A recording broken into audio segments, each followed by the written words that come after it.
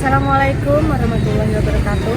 Perkenalkan, nama saya Faiz Nuansa Kamal dari kelas 1A dengan NIM 240631100016. Di sini saya akan menjelaskan problematika pendidikan yang ada di Indonesia. Pendidikan di Indonesia secara umum saat ini masih mengalami banyak masalah. Masalah tersebut menyangkut banyak faktor yang terkait dengan pendidikan. Di antaranya, berkaitan dengan kurikulum, sarana, dan prasarana, pengelolaan maupun kebijakan pendidikan. Salah satu permasalahan pendidikan tersebut di antaranya adalah rendahnya mutu pendidikan pada setiap jenjang dan satuan pendidikan. Secara lebih jelas, masalah pendidikan tersebut, khususnya pendidikan dasar, meliputi beberapa faktor.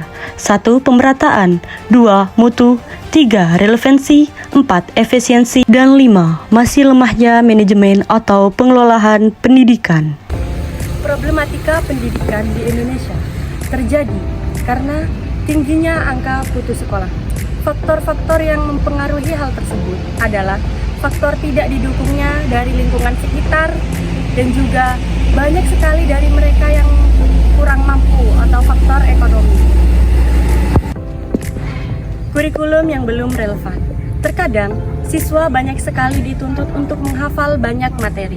Ini membuat siswa itu sendiri kesulitan dan hal ini kurang dibutuhkan untuk masa depan. Menurut saya, siswa sendiri harus mengembangkan skill dan keterampilan mereka sendiri agar mereka lebih mendapatkan pekerjaan yang mudah untuk kedepannya. Menjadi guru itu bukan pekerjaan yang ringan. Bukan pekerjaan yang ringan.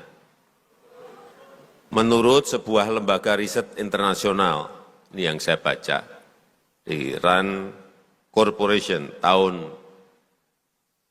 2022, saya kaget juga setelah membaca bahwa tingkat stres guru itu lebih tinggi dari pekerjaan yang lain. Mengapa hal ini terjadi?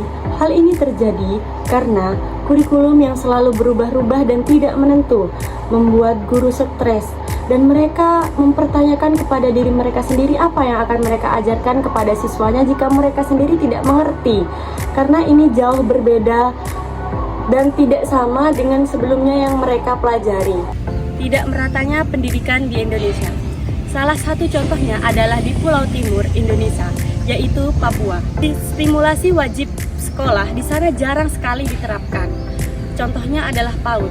Jarang sekali kita temui PAUD di daerah Papua. Mereka hanya menggunakan tenda untuk melakukan kegiatan sekolah. Provinsi Papua memiliki kondisi geografis yang sangat beragam, di mana sebagian besar wilayahnya terdiri dari pegunungan, hutan belantara, dan rawa-rawa yang sulit diakses. Hal ini menjadi kendala utama dalam penyelenggaraan pendidikan, terutama di daerah pedalaman yang terisolasi. Infrastruktur pendidikan yang minim dan sulitnya akses transportasi menuju daerah-daerah terpencil membuat sekolah-sekolah di Papua seringkali sulit dijangkau oleh siswa dan guru. Akibatnya, tingkat partisipasi sekolah di Provinsi Papua cenderung lebih rendah dibandingkan dengan wilayah lain di Indonesia. Tabel di atas menunjukkan angka partisipasi sekolah menurut provinsi. Terlihat bahwa APS di Provinsi Papua cenderung lebih rendah dibandingkan dengan rata-rata nasional di setiap rentang usia.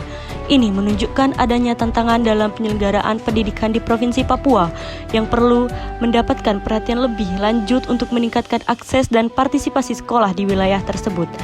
Berdasarkan hasil survei yang dilakukan, Papua adalah salah satu dari provinsi negara di Indonesia yang berada dan identik dengan daerah keterbelakangan.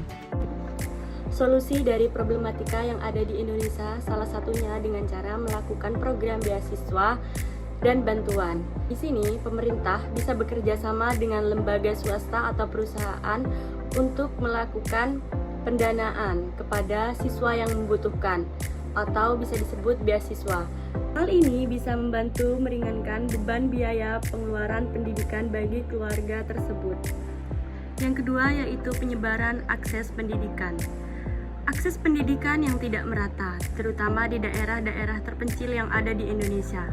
Hal ini harus menjadi prioritas di mana daerah-daerah tersebut harus mendapatkan pendidikan yang merata. Hal ini dapat dilakukan dengan cara pembangunan infrastruktur sekolah yang memadai. 3. Penerapan kurikulum yang relevan, di mana perkembangan kurikulum harus terus berkembang mengikuti zaman dan kebutuhan pasar kerja. 4. Teknologi dalam pendidikan. Teknologi dalam pendidikan dapat meningkatkan akses dan kualitas dalam pendidikan. Sekian video penjelasan dari saya, kurang lebihnya saya mohon maaf. Wassalamualaikum warahmatullahi wabarakatuh.